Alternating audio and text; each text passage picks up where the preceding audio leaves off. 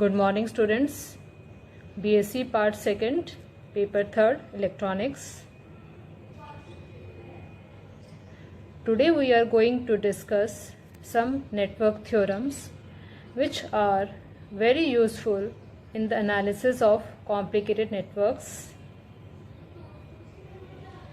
Kirchhoff's laws are very useful in determining the voltages at different nodes or junctions and the amount of current in different branches of a network. But the analysis of a network is sometimes very difficult using Kirchhoff's laws. So the analysis of such a network becomes quite easy with the help of certain network theorems, which we are going to discuss here.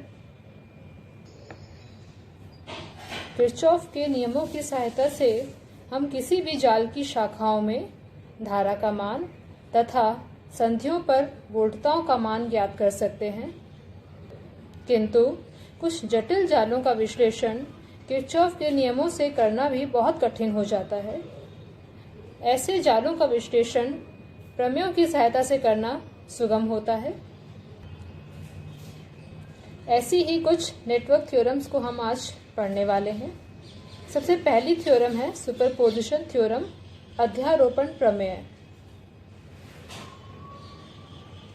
According to the superposition theorem, if two or more generators, that is sources of EMF, are connected in a network of linear impedances, then the current flowing through any element at any point is equal to the sum of all the currents due to each generator when the other generators are replaced by their internal impedances. अध्यारोपण प्रमेय के अनुसार यदि किसी रैखिक प्रतिबाधाओं के जाल में दो या दो से अधिक जनित्र जुड़े हों तो उसके किसी बिंदु से या किसी अवयव में प्रवाहित धारा का मान उन सब धाराओं के योग के बराबर होता है जो कि प्रत्येक जनित्र के कारण प्रवाहित होती है जब हम दूसरे जनित्रों को उनकी आंतरिक प्रतिबाधाओं द्वारा प्रतिस्थापित कर देते हैं। अब हम इस प्रमेय को सिद्ध कर रहे हैं। मान लीजिए हमारे पास कोई जटिल जाल है जिसमें दो सोर्सेस E1 और E2 लगे हुए हैं। इस जटिल जाल को एक तुल्य परिपथ से प्रतिस्थापित किया गया है जिसे हम इस चित्र में दिखाया गया है।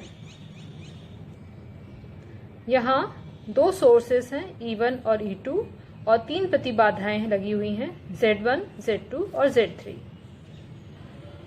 अब हम इन दो पाशों के लिए किरचॉफ का वोल्टेज का नियम यूज लेंगे। किरचॉफ वोल्टेज लॉ को यूज काम में लेते हुए हमारे पास जो मैश इक्वेशंस आती हैं वो इस प्रकार हैं।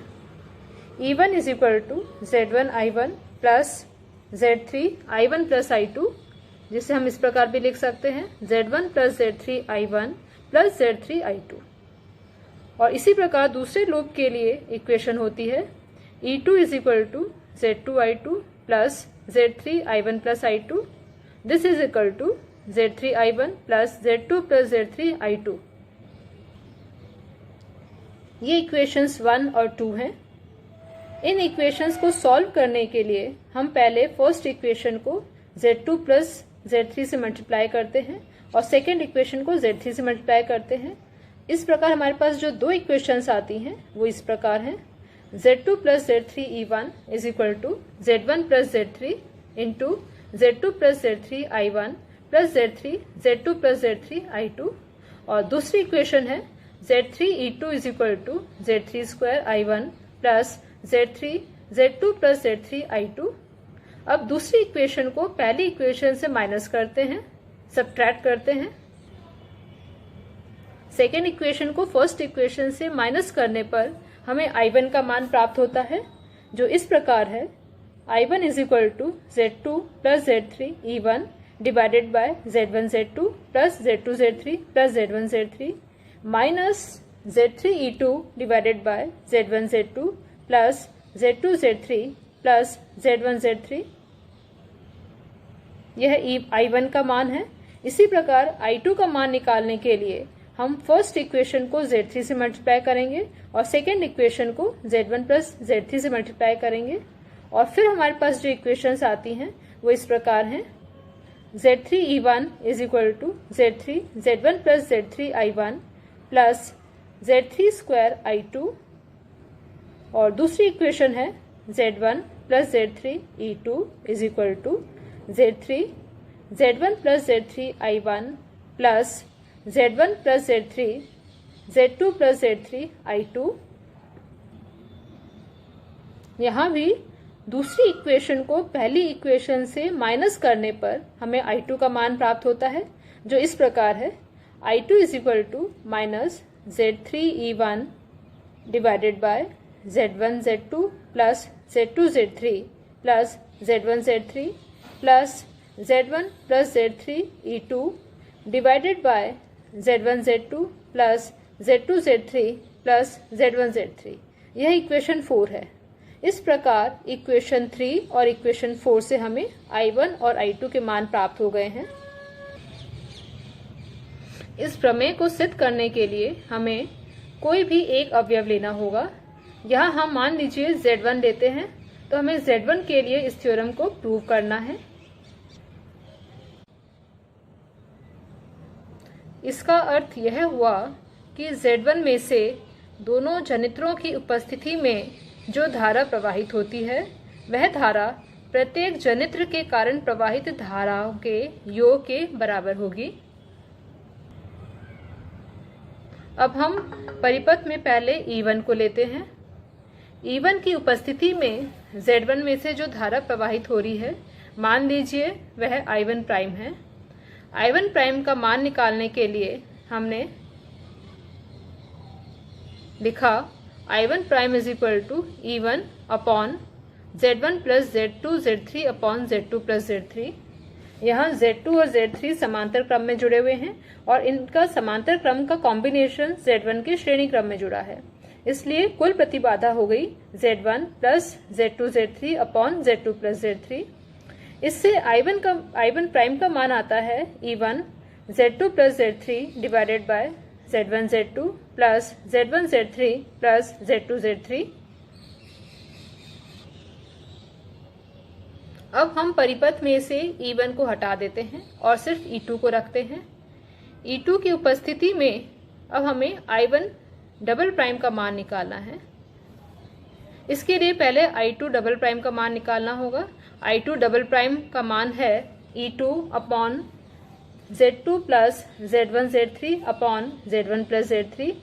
E2 धारक E2 जंत्र के लिए अब Z1 और Z3 समांतर क्रम में है और इनके समांतर क्रम का कॉम्बिनेशन Z2 के श्रेणी क्रम में जुड़ा है, इसलिए E2 जनित्र के लिए परिपथ की कुल प्रतिबाधा हो जाएगी Z2 plus Z1 Z3 upon Z1 plus Z3, और I2 डबल प्राइम का मान आ जाता है E2 Z1 plus Z3 divided by Z1 Z2 plus Z1 Z3 plus Z2 Z3। अब हमें I1 डबल प्राइम का मान निकालना है। परिपथ में देखकर ये स्पष्ट है कि I2 डबल प्राइम यह धारा Z1 और Z3 दोनों में विभाजित हो गई है। Z1 में जो धारा गई है वह I1 डबल प्राइम है और Z3 में जो धारा गई है वह I2 double prime minus I1 double prime है।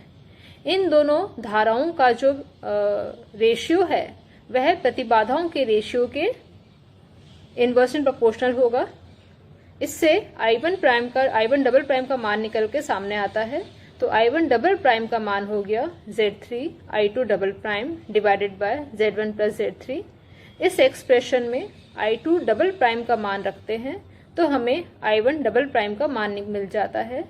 तो I1 double prime is equal to Z3 E2 divided by Z1 Z2 plus Z2 Z3 plus Z1 Z3। इस प्रकार हम देख सकते हैं कि इक्वेशन 5 Z1 में से प्रवाहित होने वाली धारा है, जबकि परिपथ में सिर्फ एक जनरेटर E1 लगा हो, और